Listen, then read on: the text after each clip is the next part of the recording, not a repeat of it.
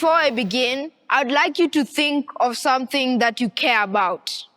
It might be your messages, your conversations, your photos, or even your identity. Now, imagine losing access to it in seconds. And that's exactly what happened to me. One afternoon, as I was logging into one of my learning platforms, I saw a message. The message said that there was a problem with my account and my login details needed to be updated immediately. The message looked completely real. The logo, the colors, and even the fonts matched the real school website. So I clicked the link. I was redirected to a page similar to the school's login page. Notice here that I used the word similar, but nothing looked unusual at the time. So I typed in my username, I keyed in my password, and I clicked login. For a moment, nothing happened. Later, the page refreshed, and suddenly I was logged out. I tried logging in again. Incorrect password. I tried again. Incorrect password.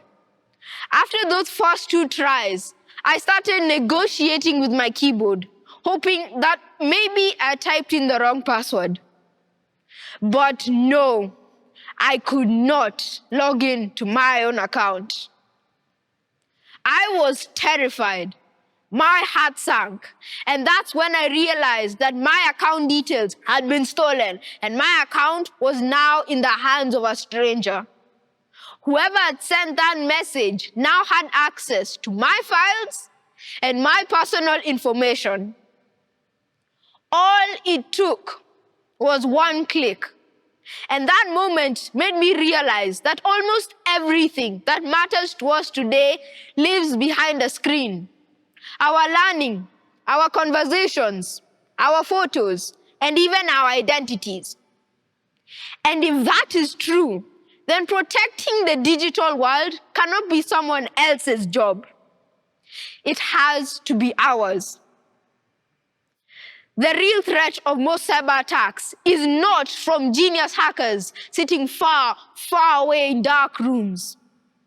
The real threat of an attack lies somewhere much closer and with the devices that we carry every single day, like our phones and our tablets. As the digital generation, we have the responsibility of protecting the digital world. In many ways, we are the gatekeepers of this space. So the real question is, how do we protect it?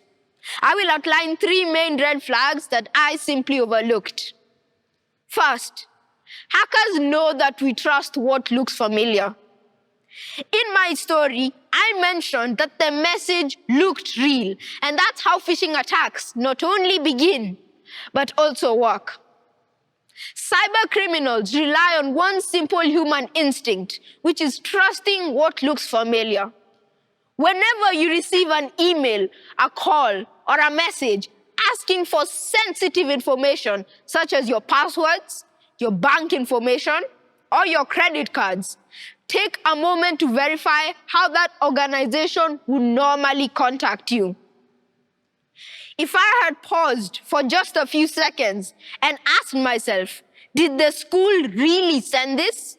I would have realized that the page only looked similar to the real login page, but it was not the real one. Sometimes 5 seconds of thinking can prevent hours of damage.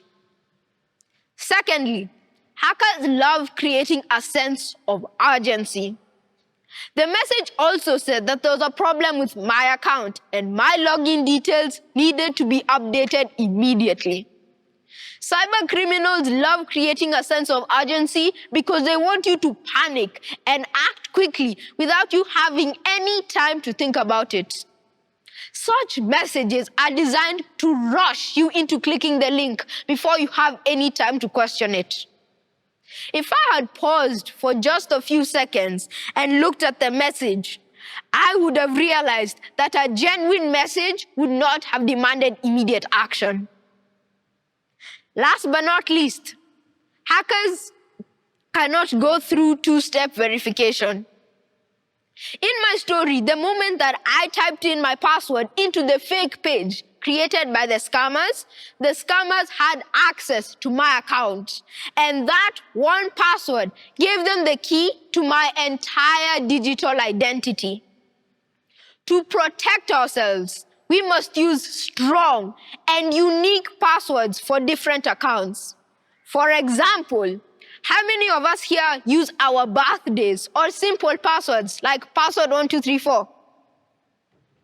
Hey, I know you will hesitate to raise up your hands, but please, if you do, change it tonight. Most online platforms today require us to set up a second verification code, which in a way is an extra step to protecting your account. This means that even if a hacker guesses or steals your password, he will still be unable to log into your account without the second code, which is usually sent to your phone or generated by an app. This is a very important step into protecting your account. Yet, what do most of us do? We click remind me later. Unfortunately, in the digital world, later means after I get hacked. Looking back, if I had set up a second verification code, the hacker might have stolen my password, but he still would have been unable to log into my account without the second code. That one extra step would have stopped the attack completely. These actions that we have discussed today may seem small, but they actually matter more than we think.